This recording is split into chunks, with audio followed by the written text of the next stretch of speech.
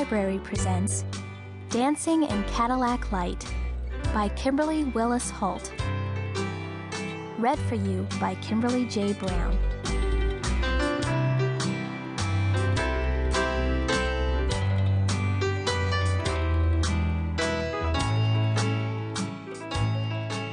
Chapter 1. Driving My Troubles Away. Grandpap came to live with us the day after the highwaymen arrived to blacktop our road. It was July, hot as cinders. Uncle Floyd called July Wet Dog Days because all month long the air smelled like a stinky mutt caught in the rain. But that day, not even the heat could keep me cooped up inside like a sitting hen. I wasn't about to miss the excitement. We lived on one of the last dirt roads in Moon, Texas. The only blacktop roads in Moon stretched in front of the rich folks' homes, leaving us to live with the dust and potholes. All my life I'd heard Daddy say, "Those Dyers always thought they were better than us 'cause they lived on a blacktop road." The Dyers got everything first in Moon. A color TV, a private phone line, a brand new Cadillac. I thought the gravel truck making its way down Cypress Road would transform our lives into something grand. Before Mama ordered me to do the breakfast dishes with my sister Racine, I escaped next door and hopped inside one of Mr. Bailey's cars to wait for the gravel truck. Clifton Bailey's Automobile Salvage and Parts was the most amazing place in Moon.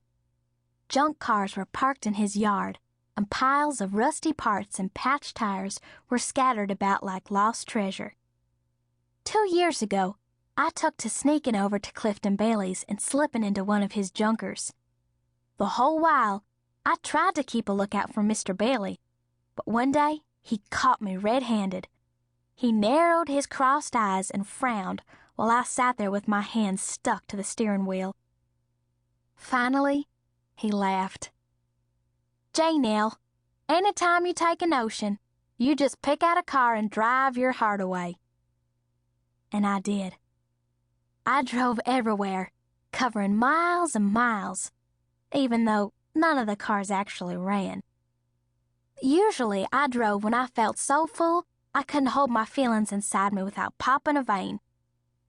Like when Racine made me mad enough to commit bloody murder, or when Grandma died and I was determined not to shed one tear, or when the newsman talked about how one day soon a man would walk on the moon.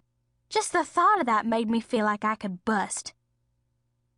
Leaning back against the seat, eyes closed, chin up, hands wrapped around the steering wheel, I moved beyond the dirt roads, away from Moon, into Marshall to rescue Grandpap from Aunt Levita's. We'd head down to Highway 80, which stretched across Texas, and we'd be riding in a big, fancy car, the kind that made people sit up and take notice, like the Dyer's Cadillac. After our trip, we'd return to Grandpap's home place. I hadn't been to the home place since Grandma died, and I missed it something fierce. The home place was just a little house on 2 tiny acres, but I loved everything inside and out.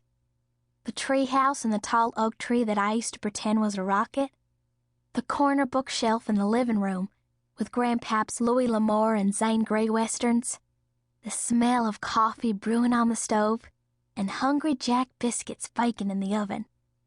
Grandma always joked, "Ain't no use making them from scratch when they're twice as good coming from a can." She'd serve them with real butter and a spoon of Blackburn's strawberry preserves. Sometimes when she was in a homemade baking mood, she'd make M&M brownies. Last month, after Grandma died, Grandpap sat around his house in his underwear and wouldn't eat. He didn't speak to anybody, not even me. That's when Aunt Levita and Uncle Floyd took Grandpap from his home place on the outskirts of Moon to live with them in their brand new 4-bedroom ranch house in Marshall. Aunt Levita said her brick home